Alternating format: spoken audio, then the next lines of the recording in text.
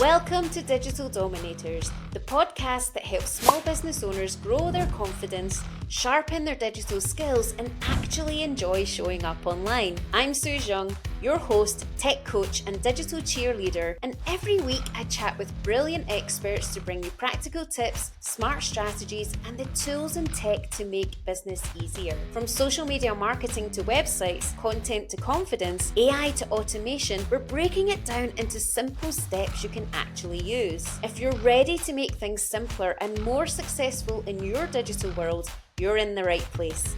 Let's get stuck in. Welcome to Digital Dominators, the podcast where we break down the skills, stories, and systems to help you thrive in the digital age. If you've ever felt like you're throwing spaghetti at the wall with your marketing, posting, promoting, and hoping something sticks, then today's episode is for you. We're talking about how to stop guessing and start knowing by using Google Analytics to make smarter marketing decisions that actually save you time and money. And to guide us through this data-driven magic, I'm joined by the brilliant Amanda Webb.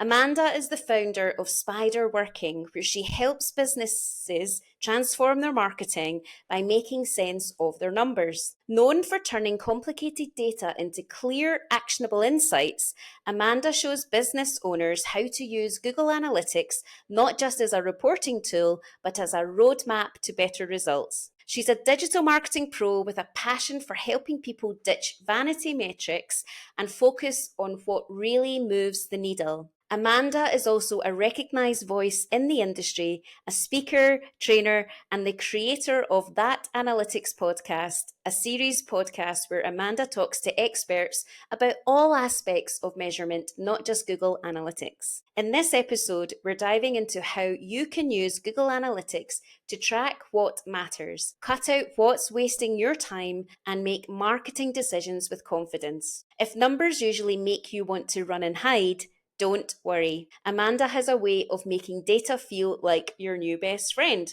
So let's get into it. Hi, Amanda. Hello. Thanks for an amazing introduction. Love really reading the bios. I love it because you're almost like, wow, that's incredible. Thank you for joining me today. But also the person listening to it is just like, wow, as well, that's what I've done.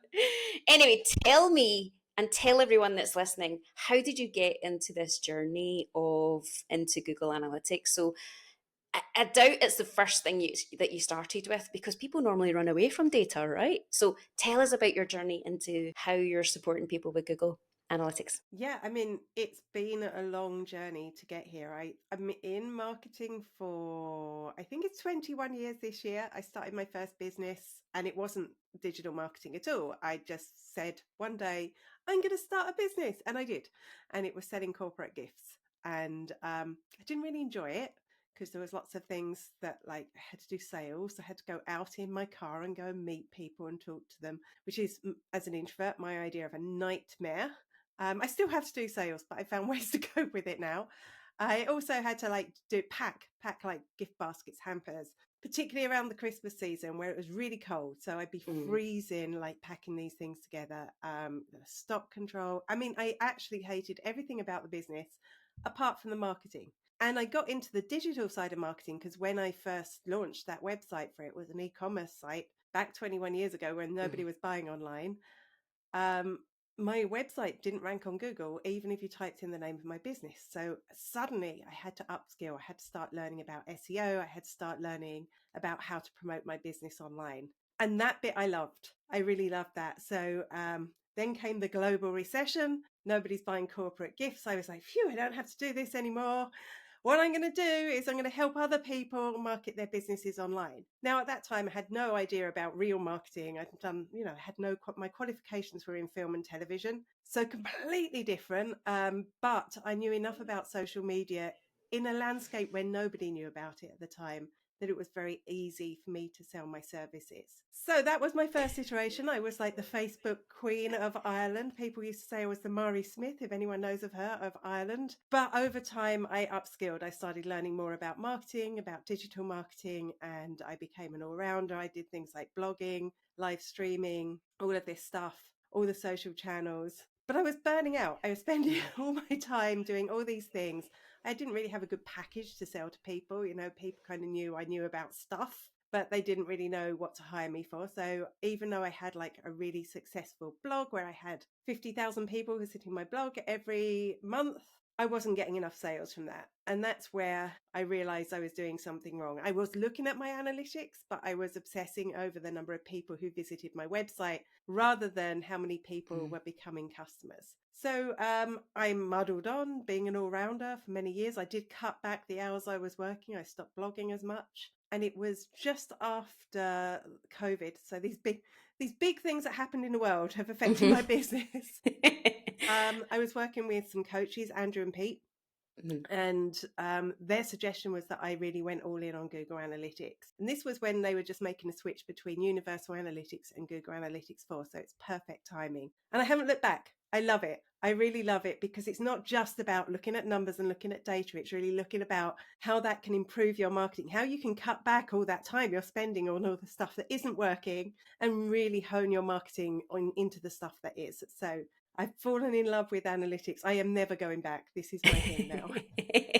And I can tell that because I was first introduced to you at an event where I heard you speaking and training and upskilling people just in that short session. And as a trainer, I was just blown away by the way that you were able to get these complicated concepts, which most business owners avoid even attempting to look at. They were like, I'm not touching it. You managed to get so many people engaged in that space, and it wasn't like a standard setup space as well. It was like a restaurant. It was like the one of the areas that we were using. It was like their restaurant area. You had a screen somewhere else, and you had everybody captivated in that space because you were able to adapt these complicated, or what we think are complicated, concepts into really kind of great, clear and actionable steps. So with that in mind, why do people get overwhelmed by Google Analytics and they immediately go, I'm not touching it, I'm afraid of it? Why does it have that reputation, do you think? I mean, I totally understand it because particularly if people were used to the old analytics, Universal Analytics, and then they had Google Analytics 4 thrown at them. So even if they had like a minor grasp on the old analytics, when they log into the new one, everything is different. So there's really complicated language. Love Google to bits. Like, honestly, I use it every day. I use a variety of their tools every day, but they're not very good at simplifying their language. So you go into Google Analytics. The first thing I did when I went into Google Analytics 4, and this was years ago, it was before you had to use it. I was right, where's my social report? Because that was obviously, as somebody with a background in social media, that's the one I was interested in. Mm-hmm. It's not there. It's not there. There's this thing called primary default channel grouping. That doesn't mean the same as social media in any way whatsoever.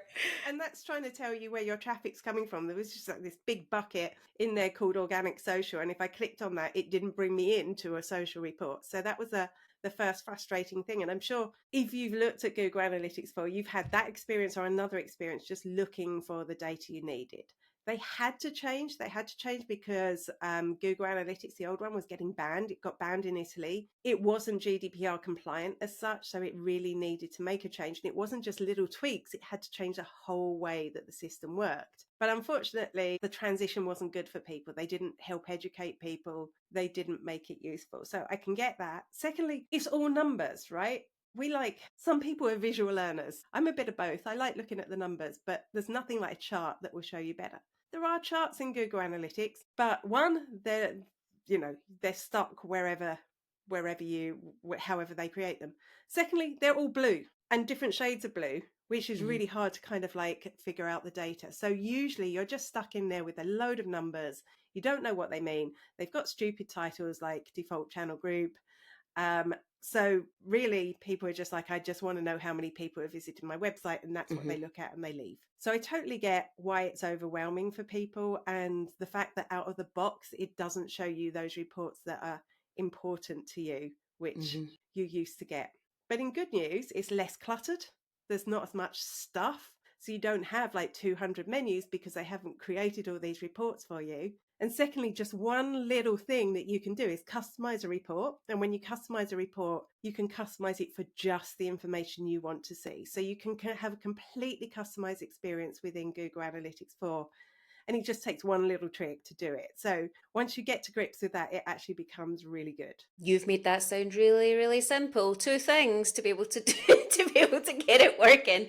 I know that from the clients that I've worked with, that was the big transition, moving from the old analytics to the new analytics, because their way of approaching it was just putting red warnings and sending you multiple emails to say you've got to transfer over by this date. It was like a specific date. It was like November, maybe, I can't remember. Maybe it was, but it was quite the scary, I think, for business owners in some sort of way. And I think with that overwhelm that they feel already when it comes to data, just in general data, they almost have an aversion to it because they think it's mathematical. Mm-hmm. And I think what they forget is that all technology is mathematical in some sort of way. It's all numbers. It's just how we communicate it is being differently. So what's the first thing that you would do to kind of get people in to start to looking at Google Analytics as a means for their marketing? So the first thing I would do is just make a habit of logging in, even if you're not quite sure what it's telling you. I know a lot of people, when they went into Google Analytics 4, saw it, they've just abandoned looking at analytics altogether. Don't do that. Firstly, go and look. There's a sidebar of reports that you can go into. There's ones that will tell you roughly where people came from, that default channel grouping, the stuff that will tell you, has it come from SEO? Has it come from your paid ads? Has it come from social media, email? That's really useful. Even if it's not broken down into the individual things, you can see what impact your social media or your SEO or whatever is having on your website. Secondly, there's one where it's called the Pages and Screens report that tells you the most visited pages on your website. And, sometimes you're going to find something right at the top there that is completely irrelevant. Like for years, at the top of my Pages and Screens report was the most irrelevant thing you could possibly think of. One of my blog posts was driving thousands of visits, but had nothing to do with my business. So some people will look at that and they'll say, oh, well, it's good that people are interested in this. It's good that people are visiting my website. But unless people are actually doing something else after that, you may want to demote that content. You might want to rewrite it or delete it completely and redirect to something else. The third thing is, and this sounds really similar, Pages and Screens means people have visited that page, whether they've gone and visited 10 pages on your website. Each of those will appear in your Pages and Screens report. But what's really interesting is your landing page report, which is the first page they visit on your website. And that can be really revealing because, again, you're probably going to have some rubbish in there, but you're really hoping that maybe your service pages are in there, or maybe a blog post that you've written that supports the sales in there. The third thing I would look at then is you've got like a user attributes right at the bottom of your reports menu. Then can tell you who's visiting your website. Are they actually relevant to your target market? So they're the three things I would look at. They're the standard reports. You don't need to do any customization. Those will tell you the key things you need to know. Those are really useful, especially the demographic aspect of it as well. So with that, what did you call it? User attributes.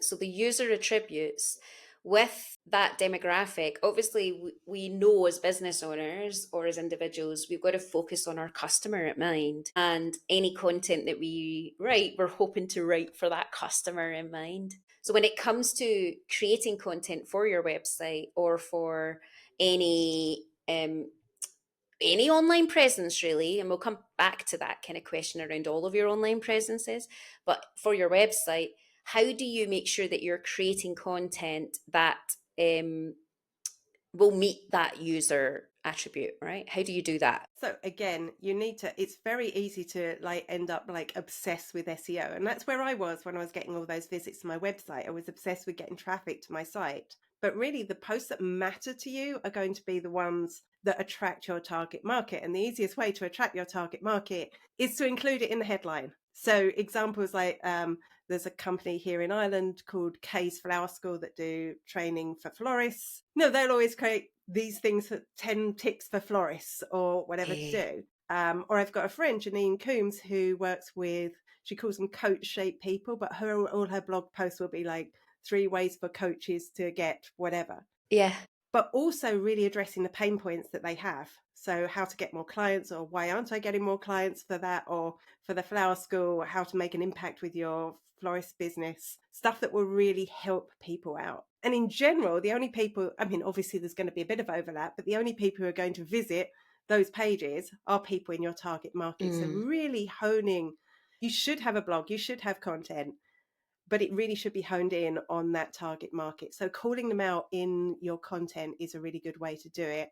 And expressly tackling any pain points that they have with your content is useful. And thirdly, just talking about all the things around your products. So like, why do you do it this way? What's the process that you use? All that can be really helpful too. That is really useful. And I doubt that many people even think about putting the person that they're speaking to in the headline or that caption at the top where they're they actually want that person to read that post or to take action in some sort of that. So how does that work with the AI tools that are now scraping websites and scraping the web? Are they able to find the right pages due to the right information that's been shared on the website? Does that have an impact with Google Analytics? So I don't want to claim I'm an expert here, but it should. Yeah. So one of the things you can do is you can go into your AI tool of preference. So I use ChatGPT and Gemini for this. I use Claude as well, but I use that for different purposes. So I will ask it, like, who are the top Google Analytics experts in Ireland and the UK? And it will pull out a list of people that it thinks.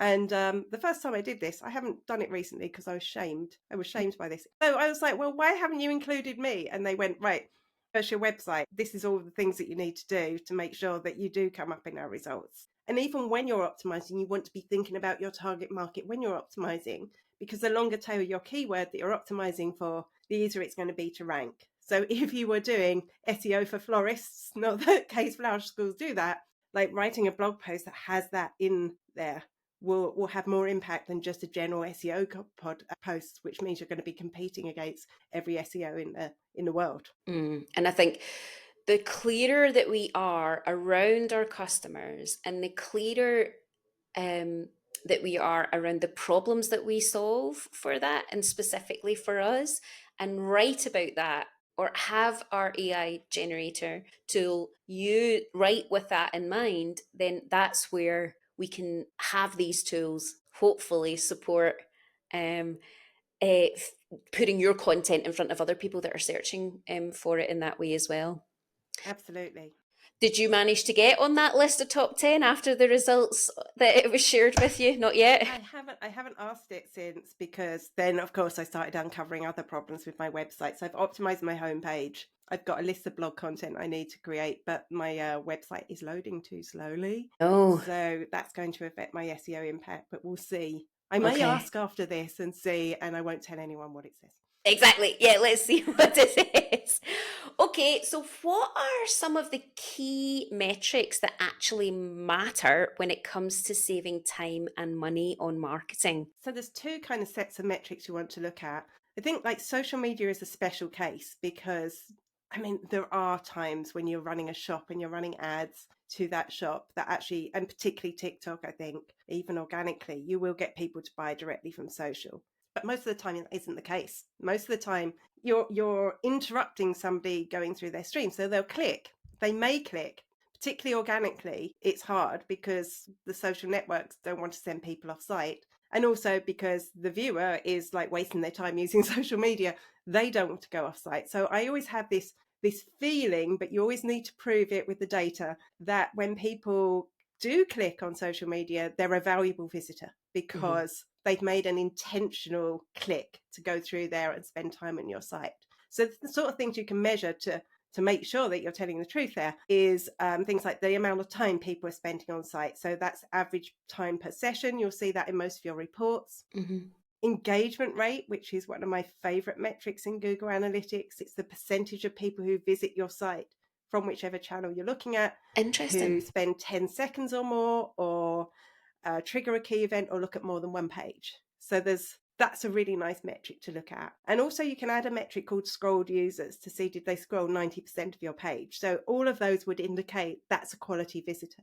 So your conversion metrics are things like key events, which is one of those Google terms, right? Because what is a key event? In the old analytics, it used to be called goals. So it's actually the actions you want people to take on your website. So that's maybe filling in a quotation form, booking a call, making a purchase, downloading a lead magnet, something like that. So looking at the number of key events that have been triggered, the key event rate, which again is the percentage of people who've triggered a key event, and then looking at revenue and purchases. Obviously, if you're selling directly online, which, for a lot of services businesses that I work with, that's not the case. Okay, so that was Average time on site, and engagement rate, engagement scrolled rate, users. They're your scrolled users. engagement metrics so that you can see, are they a quality visitor? And then our conversion metrics are key events, key event rate, and revenue. Okay, interesting. So how does that translate into results for people? So if they're looking at these metrics and they're going, okay, what sense do I make of this? How does that result in some sort of change into what they do on a day by day, or the content that they're putting out, or what does that look like for an example for our customer? So this is where customizing reports comes in useful. So we're looking at the marketing channels you're using. You can customize a report for each one, whether that's Instagram or whether it's email marketing or whether it's search. And you can look at those metrics. If you are getting good results on maybe the engagement metrics, that's good news. It's even better news if you're getting good results on your key events rates and your revenue ones. And that can really help you decide where you should be channeling your energy. If you're getting a lot of traffic from SEO like I used to in the old days, but it's not doing anything for you, then maybe you need to take the foot off the pedal there and focus on something else. Also, it's worth looking at then your pages on your site. When people are visiting those pages, are they hanging around long enough that they might actually read it? Or are they scrolling to the bottom of the page? Because if not, maybe you need to optimize that content a little bit more, particularly if it's important content on your site. And also then for your target market, are the people who actually are in the right country, the right region, spending enough time on your site? Or is it just people that are outside your target market? In which case, either you can do two things. You can choose a different target market, or you can make sure that you're optimizing more for the people that are in your target market that come into your site. I love it, because we're going back to just our standard stuff of a business owner or somebody that's working in a company. We're focusing on the person, right? We're focusing on the people. We're focusing on what their needs are and how our problems solve that. And then anything that we're creating can match that. And that should then appear, hopefully, on the results that we're getting through from Google Analytics. So, do you have any specific stories of anybody that you've helped transform any kind of analytics for them? And I'm sure that you have many, many, many, because I know we've talked about a couple before. So, share a story with people about how you've seen that journey for implementing analytics and then the impact that that's had on their marketing, just so we can talk, people can see some examples of how it's not that overly complicated, and actually data decisions can really drive better business results. One thing I think we all worry about is we enjoy maybe using social media. I'm obsessed, obviously, because that's where I started. But often people come to me and they'll be, I really enjoy using Instagram, but it's taken a lot of time. I need to know, is it actually getting results? And there's two ways you can do that. You can look at your Instagram metrics, you can look at the direct messages you're getting, or you can also look at your website metrics. So somebody came to me with that exact issue. They were actually doing marketing for it. They were a social media manager for another company. They really needed to prove that the work they were spending on Instagram was working.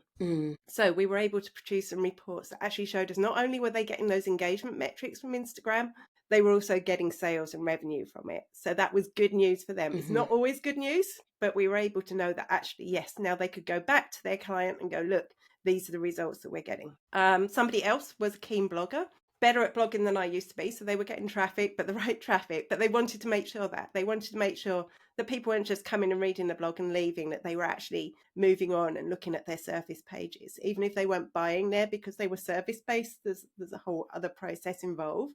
So we were able to set up a Path Explorer report that could tell us where people came from the blog, where they went next, how they were navigating the site. And again, there was some good news there, but obviously there was some optimization they could do, like, putting stronger calls to action, changing the place of the call to action in the blog post, but people were going ahead and looking at their service pages afterwards. So that's just 2 quick ways that we could look at. Third way, actually, a company I was working with had 3 different sales pages for 3 different products that they had. And 2 of them were performing really well. They were getting a really good conversion rate from it, but the third one wasn't.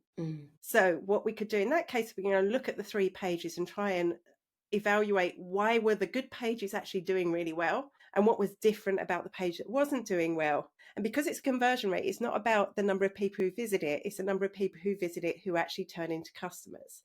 So we were able to identify a few things that you could change on the page that wasn't performing so that it got more conversions. So that's just 3 different examples of how I've used analytics with clients. That's absolutely amazing, Amanda. It's amazing. And this is the type of things that I love, because as somebody that's also interested in data and the numbers, that's the evidence that shows why looking at this and the importance of looking at your data, or starting with the data, is the way to make sure that you're fireproofing and not firefighting when it comes to the time and money and investment, not only just the monetary investment that you're putting into creating the online and technical stuff for your business.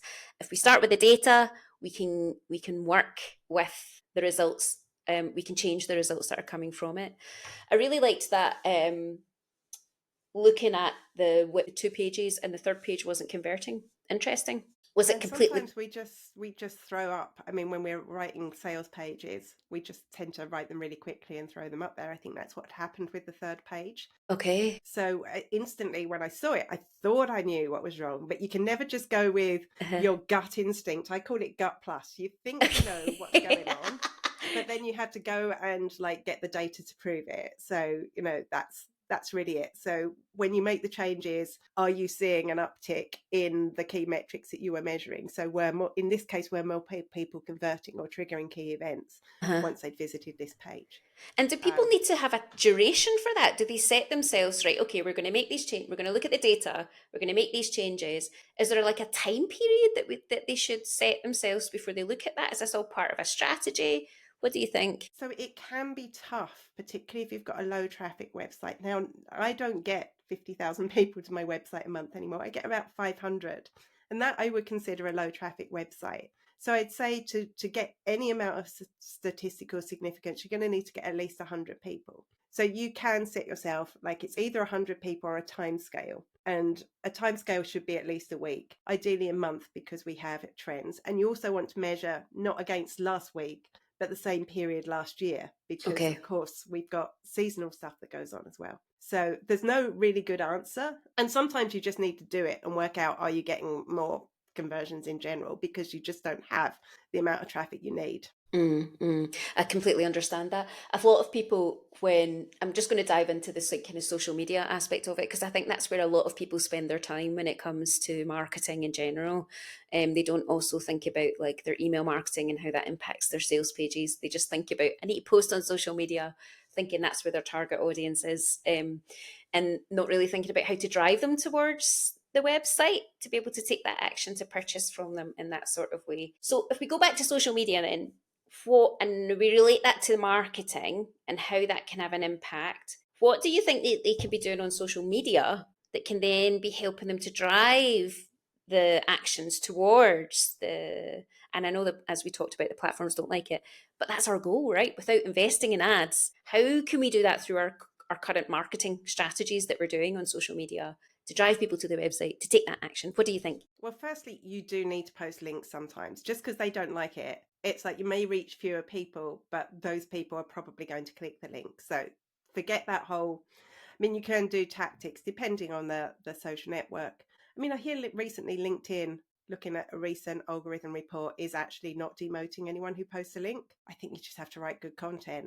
Whereas the other social networks, it might be worth putting your link in the comments, for example. That's something, that tactic people use. And that could have changed by the time this podcast goes out. Exactly. Doing it. It's changing all the time, and that's the challenge. You'll know, in myself as well, that business owners have, is that they can't keep on top. They don't really know what's working, and that's why I say the data helps, because you need to have a strategy. You need to put that out there and then track it. You don't know what works until you track it. Okay, so yeah, we've got posting in the comments if that might still or not work. LinkedIn isn't Demoting links, so it's a they're good place to not. put your links. Apparently, you need to test it for yourself, but And it's changing as well. Like, remember from when we're recording this podcast, they changed the app on the phone to have a videos. So we're driving videos through that button. They've changed that. That was gone after a month, and now it's in the feed. It's in the feed now. They're doing videos in a feed like they are with, like you would see on Instagram or TikTok, and with reels that you see on Facebook. Is because what else did you see this as well this week? Stories are now in on Facebook. Stories are now in feed because on your Facebook feed, people are clicking. So I got this update a few days ago. Your friends' stories are now in your timeline. I'm like, interesting. So I know that they're driving stories. So we've got to work with what the platforms are doing. Exactly, yeah. And then we've got to see how that impacts on the website. So we've got to keep on top of our analytics. What would you recommend that people do as a kind of strategy for themselves to look at their analytics and take action from it? What would you recommend for people? So I would set a date in your calendar that you're going to look. I mean, obviously I look all the time because I'm constantly trying to learn new things about what's going on.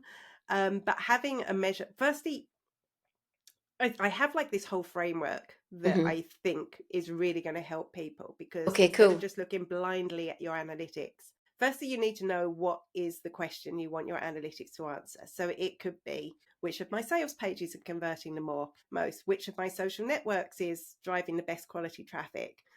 Why aren't people buying from my website? All these things can really help you find exactly the data that you want to. So the framework is called ACE with 2 E's. So that's ask, you're asking the question. So that's the most important bit. And it's actually the hardest bit, I think, because you're moving away from the data and really thinking about what you want to know. Once you know that, it's easier to find the data that you need to collect. It's just a case of learning how to find it. So that would be C for collect. Once you've got that, you need to make sure it's clean data, that you're not getting loads of spam or whatever in there. There's ways you can implement that. And then start evaluating it, which is the first E. So what is it telling you? Is it telling you, in that case, that one sales page isn't working properly? Is it telling you that even though you're plowing all your time into LinkedIn, Instagram is actually doing better for you? You know, looking at that. And then the final E is to execute, to make a change based on what you've seen. So in the case of the sales page, what change were they going to make to the sales page to have an impact? So once you've got that structure in place, it's a case of going back on a regular basis. I tend to set a date in my diary. A calendar date is the first Friday of every month that I go in and I look at the data and I see, have I improved on last month? No, what's working better for me this month? If I run a campaign, I want to evaluate that in detail. So I set that in my calendar. I actually set about 3 hours, but it takes me 20 minutes. It's just I need 2.5 hours to procrastinate, right? As you will too. So as we do, we procrastinate with everything, don't we? So I'd really recommend, but also just really focus in on what it is you want analytics to tell you before you do anything. Before you even open your analytics, think about that. And it will just stop it looking like a mess of data and start hunting out the stuff that is going to answer those questions for you. I think people forget. That was really helpful. And I'll go into your ACE framework a little bit more as well. But I think people forget that when they're running a business, they don't treat data like a team member, right? So I like to think of your technology as a team member, as like an employee. You've got to nurture it. You've got to invest in it. You've got to spend time on it. You've got to treat it with kind and careness and empathy and ask it questions like you would another employee that's working with you, because it's running your business, or it should be running your business for you.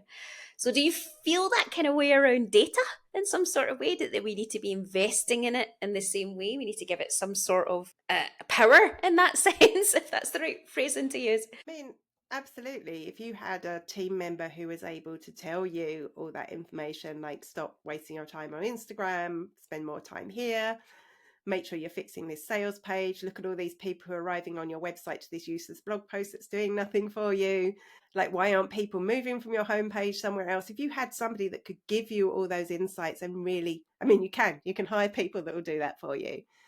But being able to like empowered and understand at least how Google Analytics works and what the data is saying to you is so powerful. I think it is. It's like a team member. And you're right, like all technology, all the subscriptions we have, we complain about the money it costs. How much would it cost to hire someone to do that for you? I know. So I think as long as you've got that ask bit in place, it can be a really useful tool for you to use to save you time. And I think we undervalue time. We just think, oh, well, it's my time, it doesn't matter. But it so matters. If you can save yourself time and budget that you're using on your marketing, I think it's worth every penny that you spend or every hour that you spend on analytics. I agree. And I think once you get into once you've got some key understandings and once it's set up, right? So I'm sure you share the same as I do when we're talking about kind of upskilling people, is that you don't need to learn it all. You just need to learn a few things that are going to help you work better, smoother, faster, and integrate effectively across every part of your business, right? That's why I see it's technology. And data should be at the heart of that as well for you as a business owner. You don't need to know it all. You need to know what you want out of it. And that comes from the goals that you set at your business, right? And we don't think about that, right? As well as business owners, we go, I want to make money. I want to sell these things, but we don't say how many. We don't say how many people that we're going to support with that. We don't say how many products that we need, because all of that impacts everything else on the business, right? And believe me, I've made all those mistakes. I've been the person who tried to do everything and realized that you can't stretch time. That's it. So I think that's the power of analytics. Really, it's really not just Google Analytics. Even the time that I spend, how many clients I can take on, what I need to outsource. All of that comes from having an analytical mind, I think. So just a little dip your toes in the water into anything that is going to help you analyze the way you work, and you'll get better results. Yeah, brilliant. So can we go into this ACE framework a little bit more? So first one was that ask? Was that the first one? Ask. Yeah. Okay. So if I was looking at this for the first time, what questions do I ask? So usually the big question we start with, and it's one that you can't answer directly, is why aren't I getting more sales on my website? So that's a really big question. And when you have that, you need to break it down into smaller questions that are going to help you answer the big question. So maybe, are you actually getting anyone to visit your website would be the first one. Are people visiting my website? Are they the right people? So we talked about that earlier, where you might look in that user attributes report. Are they visiting your sales pages? When they visit your sales pages, are they converting? Are they triggering your key events? So that's just like 4. You could actually get more granular than that even. Mm-hmm. You could break them into sub-questions as well, couldn't you, really, as well? Yeah. So each of those questions would have its own set of data that would be able to answer it for you. And brought together, that will tell you what you can do to get more people to convert. So if you're not getting many people to your website, you need to get more people to your website. If you're getting lots of people to your website, like I used to, but they're the wrong people, what can you do to attract the right people? And sometimes that's going to be your organic content, your email marketing, your SEO. Sometimes you could just run ads. Mm-hmm. That could be it. I need to see, because that can really help you see what the right people do when they visit your website, because tools like Facebook and LinkedIn and TikTok are very good at targeting exactly the right people for you. Yeah, they've done all that hard work before. They've got all that data that they play with, don't they? They're data monsters. Yeah. It's like you can find exactly the right people and see how they react when they get to your site. So that ask phase, that's why I say it's so important just to know what you want to ask. So that's the A. The C is collect. So now you've got those particular questions you want answered. What data do you need to evaluate what you're going to get which? So that is things like maybe setting up your custom reports for your marketing channels, for your target markets, looking at your landing pages, and those specific metrics that we've got for those engagement metrics and those revenue and conversion metrics. Just looking at those, which ones of those are going to be able to tell you about your audience and tell you what people are doing. So then we have evaluate, which, like I say, you want to look. Then you've collected all this data. There's other things under collect that are the technical side of Google Analytics, like setting up key events, There's lots of help online that can help with that. Like I say, customizing reports, using things like UTM tracking. And now I've just said 3 things that have terrified everyone. I know. Events, UTM is something that people see, but they don't really know what it is. So we'll maybe answer that question later. But there's the events, the UTM, and the custom reports. But we'll talk a bit more about custom reports as well. So we've got C for collect, A for ask, C for collect, and then E for evaluate. Eval, so then you're E for looking at evaluate. that data and trying to work out what it's telling you. So looking at it and saying, look, yeah, I'm getting really good quality visitors from this particular channel. I'm getting really good sales from this particular channel. And then looking at that and trying to make a decision on what that's telling you and what you might do to improve that or to do something to make an impact on the data that you're seeing. So that can be quite easy once you've got it together. You can quite easily see that one particular channel is driving all these sales. Well, maybe do a little bit more there. Or one of these channels is doing nothing. You're getting no traffic from that. Is that because you're not putting links in your posts? Or is that because it's just rubbish? So after evaluate, then you decide what you're actually going to do. And choose one thing at a time, one thing that you're going to do, because that otherwise you won't be able to see the impact of that one thing. You'll just see a massive stuff happening and you won't know what it is that's working. So it could be, improve your sales page. It could be put a better call to action on your blog. It could be started putting links on your social media, or improve your social media strategy for the channel that isn't performing well. Or it could be abandon that channel and just let's really hone in on the channel that's working the best. But one thing at a time so that you can see the impact. Then you go back to your collect phase to see, has it had an impact? So it's not like a do things in that order. It's a constant going back and adjusting. And that's how I see technology in itself as well. It's not just a linear process, it's a constant going back and looking holistically at all the different parts and how they all connect together. But I like that it's choosing the one thing to work on. And I love how your framework kind of gives people those step-by-step process. It takes that overwhelm away when it comes to using data. So let's talk about some of those scary words that we mentioned there as well. So what is a UTM then? What does that mean? And I'm sure people see it, just like they may have seen things like alt text before, which is impacting for SEO. But what does UTM mean, and how will that work with data? So I suppose to simplify it, we could just call them tracking links, because UTM goes back to the old days. Google actually bought Google Analytics before it's called Google Analytics from a company called Urchin. The Urchin lives still in UTM. So UTM stands for Urchin Tracking Module. Nothing. It means nothing. So it's a tracking link. And if you think about this, like if you get some post, if you get some mail and it comes in your door and there's your address on it, that's like somebody visiting your website, right? It knows where, the postman knows where to put it because that's your address. But we don't know who sent it until we open the envelope, unless they've added a return address on it. So very often people they'll put their, and before you open it, you go, oh, look, this comes from whatever. Or we're going, will I open this scary brown envelope because it looks like it comes from the revenue and I'm not sure I want to look at that. Or, that's what we look at. So basically your UTM tracking link is your address plus the return address. And it's telling Google Analytics where this actually came from. So to a certain extent, Google Analytics does this already. Mm-hmm. It knows if it's come from various channels. Mm-hmm. But sometimes it doesn't know. Sometimes it's come from what will come up as direct or not set, because maybe it was a WhatsApp message. When you click a link in a WhatsApp message, it opens in another browser, so it doesn't know it came from WhatsApp. Or maybe it's come from, it's just somebody that's got their privacy settings in there, so it's not sending that information. Or what Google Analytics can't tell you at the moment is an individual Instagram story, or an individual Facebook post, or an individual LinkedIn post. It will tell you it came from that channel, but it won't tell you which post drove it. So when you're trying to hone your strategy and see which works best for you, you are not actually seeing the big picture. Or Facebook as well, there's so many groups, and if you're allowed to post links in groups, wouldn't it be good to know which group is sending the best traffic to your site? You can only do that with a UTM tracking link.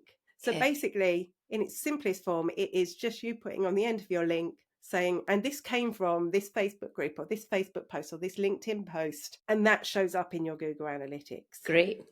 So there are online resources that can help you actually set up those links. It's actually a lot easier than you think. Yeah. But it's just, I think that UTM scares everyone. It If we does. called them tracking links, it would be Yeah, easier. I've seen them being called tracking links in some places. I know in my link shortener tool, they're called UTMs, and on Bitly and things like that, they're called UTMs as well. And that just overwhelms people, right? They just Hmm. don't understand what that means. But you've explained that really clearly there, Amanda. So thank you for doing that.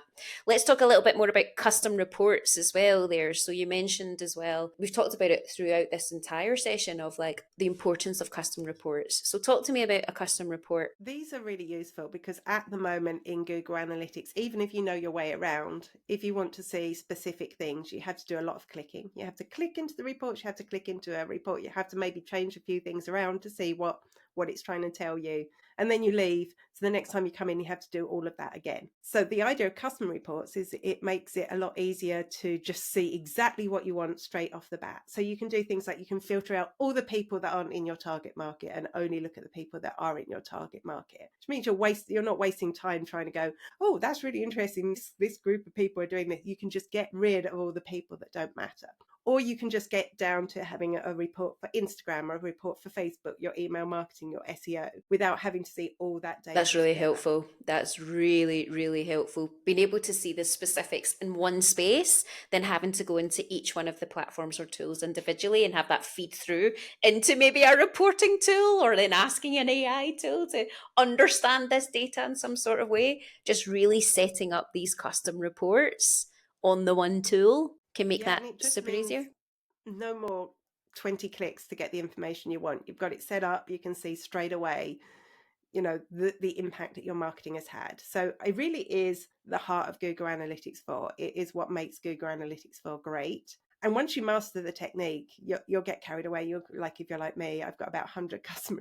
I'm exaggerating. I've probably got about 30 custom reports at the moment. So it's something that you really need to do.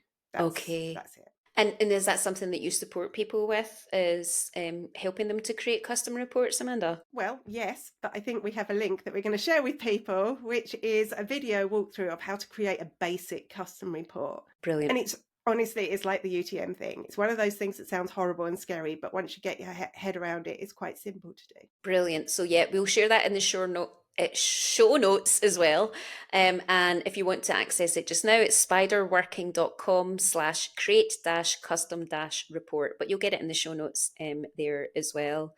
So, what are some 3 tips that you can give to people for helping them save time and money on their marketing? So, just to kind of sum up everything that we've talked about over this session today, what are 3 things that you want them to take away with? So you might get stuck in the first stage of my framework. That could easily happen, that ask phase. You just blank out. And I often have this when I'm having my initial conversation with customers. It's just like, I don't know. So what I'm going to recommend is you have a chat with ChatGPT or Gemini or Claude and just ask it to help you have a conversation about what questions you should be asking. Don't get it to come up with them for you. Get it to ask you questions so you can really pull out what it is you want to know from your Google Analytics, or not just your analytics in general. It doesn't have to be just Google. It can be your social analytics. So start a conversation with Claude. Don't get it with Claude, ChatGPT, Claude, Gemini, whatever. Like Gemini is ChatGPT is the one I use the most, but they all work really well at this conversational thing. I That will recommend really that you help. look at them all. You do them all to see which one works for you to start off with. Absolutely, absolutely. So that's something like I spend a lot of time chatting with ChatGPT just so it gets my brain working, because that will get you over that first stumbling block. So that's the first thing that I would do. Find out what it is that you need analytics to tell you. The second tip I would have is to, get into Google Analytics, get that tutorial on how to customize your report and some customized reports for each of the marketing channels you use. Like that would be the most effective thing I think you could do. And thirdly, don't just ignore it. Set a date for you to look. So it doesn't have to be once, it has to be a minimum of once a month. But maybe if you're running a campaign right now, you might want to look weekly Yeah, at it. yeah. So, and the fourth one is to use UTM tracking.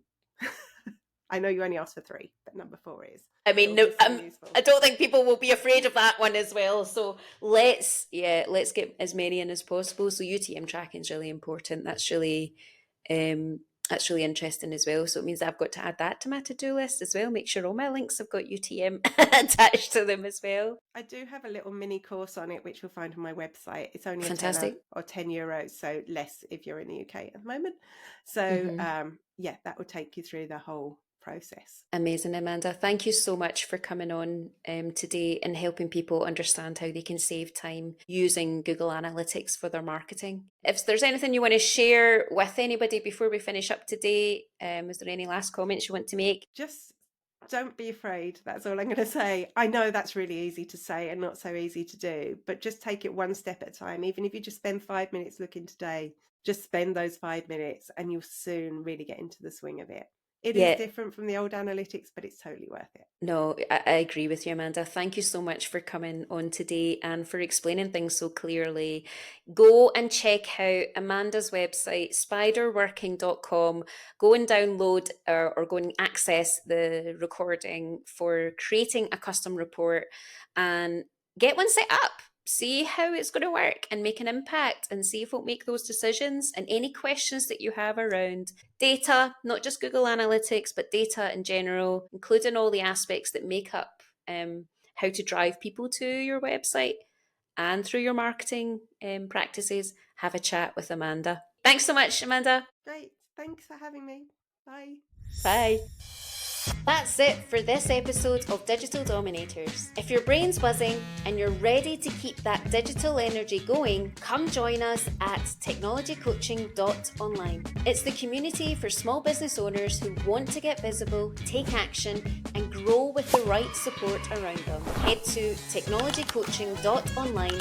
I'd love to see you there. And until next time, keep showing up, tackling your tech, and dominating your digital world.